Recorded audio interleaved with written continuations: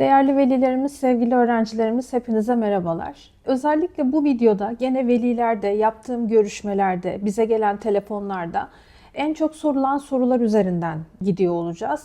Burada velilerin kafasına takılan, tabii çocuklarını farklı bir ülkeye, farklı bir yaşam alanına gönderdikleri için bazı konularda çok tedirginlik yaşayabiliyorlar. Biraz bu tedirginlik yaşadıkları konuların üzerinden aslında ilerliyor olacağız. Şimdi önce şunu soruyorlar. Uyum süreci ve karşılaşılacak zorluklar nelerdir? Israrla hemen hemen çoğu videoda vurguladığım gibi hani o WhatsApp gruplarında yapılan yazışmalarda hani daha genel bilgilerden çok aslında bu tarz deneyimleri önemsemek çok önemli. Hani gerçekten kim ne şekilde zorluk yaşıyor ama bunun çok öznel zorluklardan çok hani yaşanabilecek aslında genel herkesin karşılaşabileceği zorluklardan da biraz bahsetmek gerekiyor. Öncelikle şunu soruyorlar. Bölgeye gerçekten uyum sağlayabilecek mi? Bunu kurgularken özellikle 9. 10. sınıfta çalışmaya başlanılmasının sebebi bu oluyor. Gerçekten üniversite listeniz netleştikten sonra evet kağıt üstünde biz bu üniversiteleri araştırıyoruz, seçiyoruz. Ailecek bunu değerlendiriyoruz ama sizin hangi bölgelerde üniversiteleri seçecekseniz onları gidip görmek için bir vaktinizin olması gerekiyor. Gidip gördüğünüz zaman öğrencinin ve velinin bütün algısı değişebiliyor. Çok ön yargılı baktığı bir üniversite bir anda çok sıcak gelebiliyor ve gerçekten onun o mutlu yaşam alanını kurgulayabilecek bir yapıda olabiliyor. Onun için buradaki ilk tavsiye üniversiteyi belirledikten sonra yani kağıt üstünde ya da internet araştırmasını dört dörtlük yaptıktan sonra gerçekten gidip yerinde gözlemlemek ve öğrencinin evet ben bu şehirde gerçekten yaşayabilirim, ilk adımı burada atabilirim'e kanaat getirmesi gerekiyor. Onun haricinde ikinci olarak karşımıza çıkan dil olarak gerçekten yapabilecek mi? İngilizce IB okuyan öğrenciler için ya da İngilizce temelli gelen öğrenciler için bu çok sorulan bir soru oluyor. Şimdi Almanca tedrisat okullarda eğitim almış olsa bile akademik bir dille karşılaştığı için gerçekten bu son derece zorlayıcı olabiliyor. Tabii ki oturup çalışmak gerekiyor ama üniversitelerin birçoğu bölümün haricinde kurslar sunuyor, dil kursları sunuyor. C1 kursu, C2 kursu ya da farklı terminolojide öğrencinin kendi başladığı bölümle ilgili o terminolojiyi içeren dil kursları da sunabiliyor. Yani sadece ben ders programımı yaptım, bunları seçtim, hadi bakalım artık eğitimime başlayabilirim şeklinde değil, eş zamanlı olarak dil kurslarına da katılması onlar için inanılmaz yararlı oluyor. Kurslar demişken burada sadece dil kursları olarak bahsetmek aslında hatalı olur. Çünkü bazı üniversitelerin de gene sunduğu çok farklı sosyal etkinlikler var ve sosyal kulüpler var. Öğrencinin ilk andan itibaren, oryantasyon günlerinden itibaren aslında bu kulüpleri de yakından inceleyip mutlaka ilgi alanına göre farklı bir çevreye de giriyor olması lazım. Çünkü konuşma pratiği de aslında burada gelişiyor. Yani hem dil kursları hem farklı sosyal kulüplere katılma imkanını bulacağınız için burada günlerinizi dolu dolu geçirmeniz önemli. Çünkü sonuçta öğrenci oraya gittiği zaman ilk dönemde belki 4 ders, en fazla belki 5 dersi oluyor.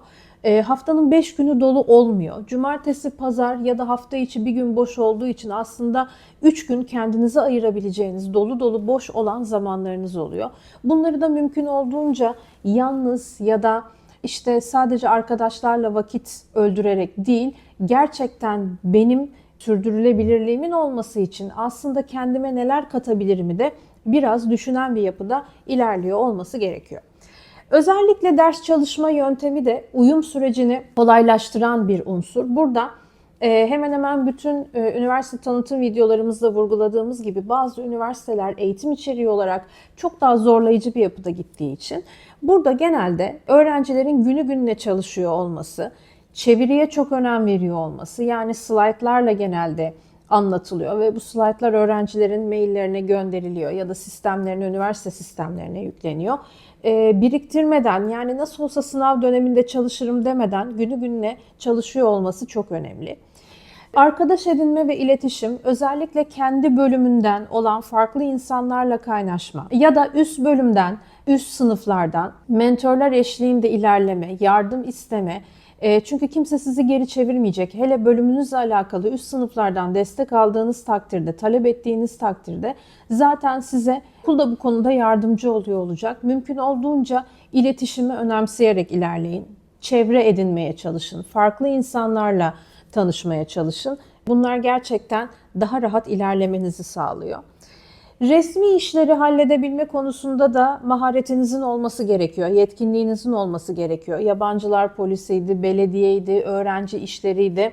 Bunlarla ilgili mutlaka ve mutlaka danışmanınız sizi önden ufak ufak yönlendiriyor olacak, bilgilendiriyor olacak. Çünkü oradaki resmi prosedürlerde atlamadan hareket ediyor olmanız önemli.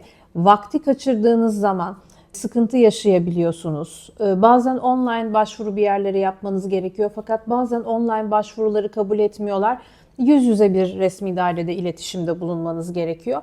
Resmi konular özellikle başvuru döneminde danışmanlarınız tarafından velilere ve öğrencilere çok net açıklanan süreçler halinde ilerlemeli ki gittiğiniz zaman eyvah biz şimdi ne yapacağız, nereden başlayacağız demiyor olmanız lazım. Mutlaka bir anlaşma yaparken bir danışmanlık firmasıyla bir geri bildirim rica ettiğiniz zaman resmi prosedürlerle ilgili de bize bilgilendirme yapacak mısınız diye özellikle sorun lütfen. Banka hesap açılışları da bunun içinde, bloke hesapların oluşturulmasında. İlk defa öğrenciler bu sistemle ya da veliler karşılaştığı için hata yapmaktan korkuyor, daha tedirgin hareket ediyor. Bu konuda da mutlaka danışmanınızın sizi yönlendirmesi daha doğru olur. En azından ona sorarak ilerleyin. Diğer veli ya da öğrencilere sorup daha kör uçuşu yapmaktansa daha bilen birinin tavsiyelerini dikkate alıp ilerlemeniz daha mantıklı olacaktır. Özellikle gittikten sonra yakın civarda da bulunan arkadaşlarınız ya da tanıdıklarınız varsa ilk başta boş zamanlarınız çok olacağı için mutlaka civar şehirlere ya da ülkelere gezi yapın ya da okul bazen geziler düzenliyor. Kaynaşmanız için, farklı yerleri görüp farklı deneyimler edinmeniz için bunlara mutlaka katılın. Bunlar da size çok farklı vizyonlar kazandırıyor, farklı iletişim kapılarını açıyor. Eğer bu şekilde ilerlerseniz zorluklar size zorluk gibi gelmeyecek. Evet çalışmanız gerekecek ama bunları bertaraf etmenin yolu da bunları deneyimlemekten geçiyor. Kimine göre kolay, kimine göre çok daha zorlu bir süreç olacak. Ama gerçekten ön yargısız, çocuğunuzu merkeze koyarak gerçekten benim oğlumun ya da kızımın zayıf yönleri nedir? Nerede çok zorluk yaşayabilir? Bunları en minimale nasıl çekebiliriz? Bunları aslında konuşarak ilerliyor olmanız lazım. Hem aile içinde hem danışmanınızla. Onun için ısrarla vurguluyorum. İyisi zaten hepimize iyi.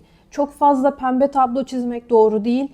En olumsuzu lütfen düşünelim. Ondan sonrasında önlem alarak ilerliyor olmak öğrenciyi de çok rahatlatıyor, veliyi de çok rahatlatıyor, velinin de aklı orada kalmamış oluyor. Bu şekilde ilerlemek daha doğru olacaktır. Bugünlük de bu kadar. Hepinize sevgiler.